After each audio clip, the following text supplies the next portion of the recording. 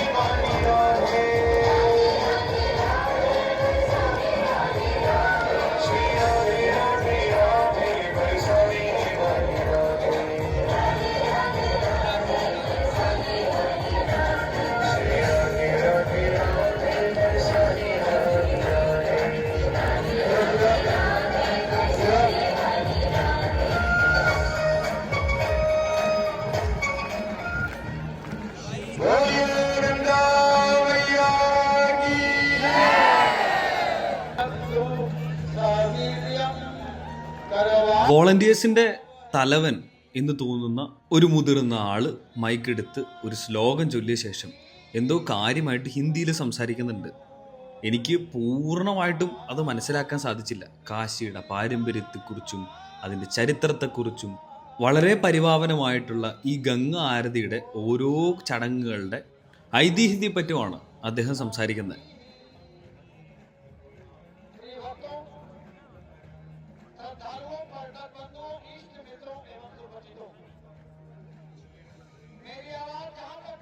അദ്ദേഹം ഇവിടെ സംസാരിച്ചുകൊണ്ടിരിക്കുന്ന അതേ സമയത്ത് തന്നെ തൊട്ട് ചേർന്നിട്ടുള്ള ഘാട്ടില് ഗംഗ ആരതി നടക്കുന്നതിന് മുമ്പായിട്ട് രാധേ രാധേ എന്നുള്ള പാട്ട് വെച്ചിട്ടുണ്ട്.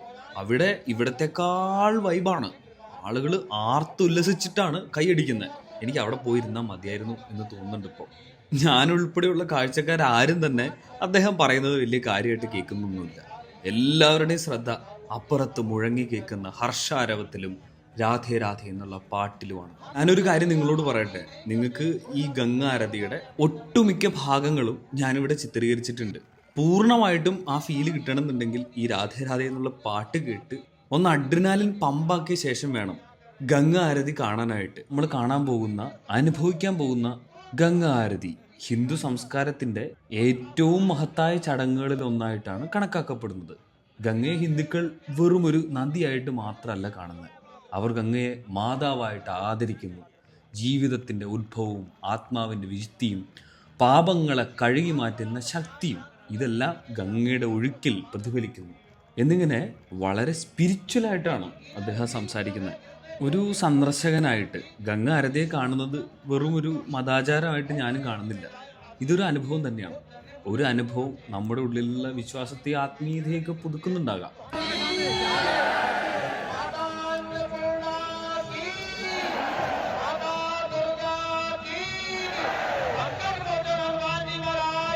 ആളുകളെല്ലാവരും തന്നെ വളരെ ഉന്മേഷത്തോടു കൂടി അദ്ദേഹം വിളിക്കുന്ന ജയ്ക്ക് അനുസരിച്ച് തന്നെ കൈ ഉയർത്തിക്കൊണ്ട് ജയ് വിളിക്കുന്നുണ്ട്. ഞാനും വിളിച്ചു കുറച്ചൊക്കെ.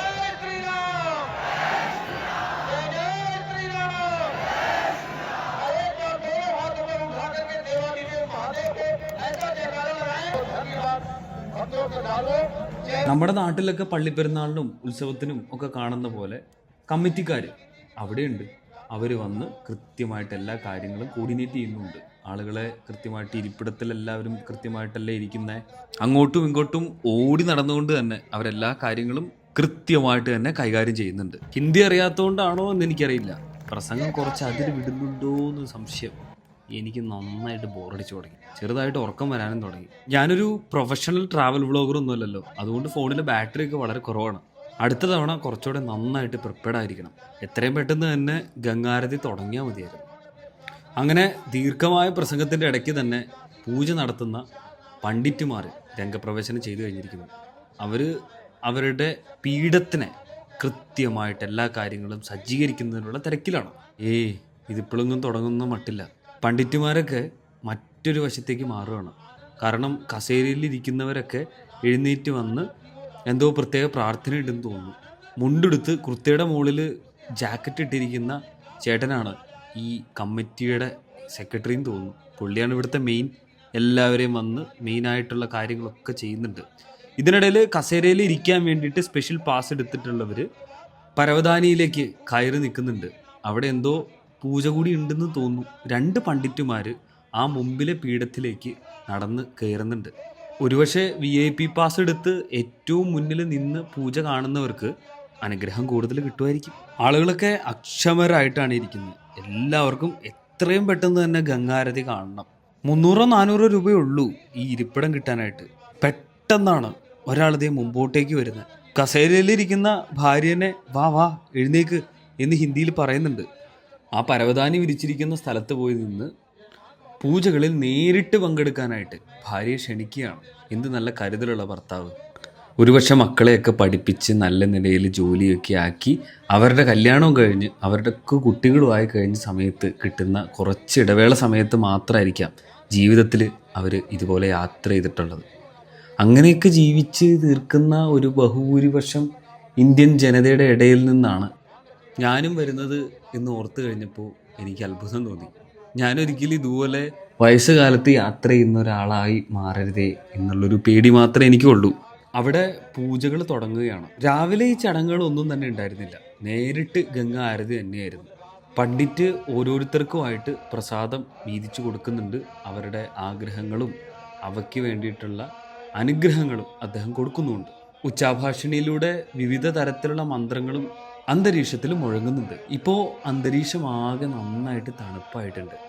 അവിടെ കത്തിച്ചു വെച്ചിരിക്കുന്ന ചന്ദനത്തിരിയുടെയും നെയ്വിളക്കിൻ്റെയും ഒക്കെ ഗന്ധം എനിക്കിവിടെ അനുഭവപ്പെടുന്നുണ്ട്. ശരിക്കും ഞാനിപ്പോൾ ഇവിടെ നിന്ന് ആലോചിക്കുകയാണ്, ഞാൻ എന്ത് ഭാഗ്യവാനാണ്. ഒരു ദിവസം തന്നെ പ്രഭാതത്തിൻ്റെ ഗംഗ ആരതിയും പ്രദോഷത്തിൻ്റെ ഗംഗ ആരതിയും ഞാൻ കാണുകയാണ്, അനുഭവിക്കുകയാണ്.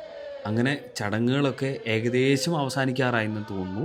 45ഓളം മിനിറ്റ് വരുന്ന ഗംഗ ആരതിയുടെ പ്രസക്ത ഭാഗങ്ങൾ ഞാനിവിടെ ചിത്രീകരിച്ചിട്ടുണ്ട്.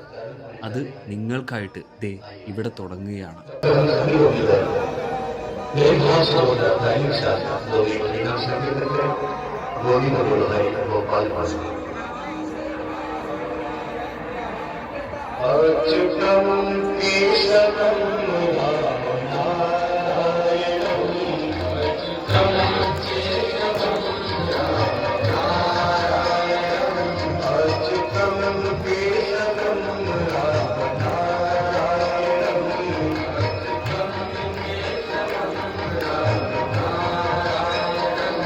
Krishna